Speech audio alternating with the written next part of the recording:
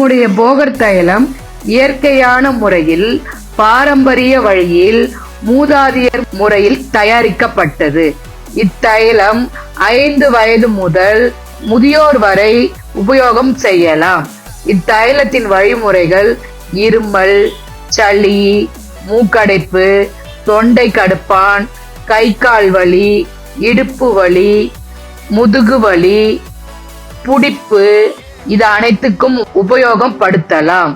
இத்தைலம் chemical இல்லாமல் இயற்கையான முறையில் தயாரிக்கப்பட்டது. மேலும் விவரங்களுக்கு ஸ்கிரீனில் வரும் இந்த நம்பரை தொடர்பு கொள்ளவும். மிக்க நன்றி.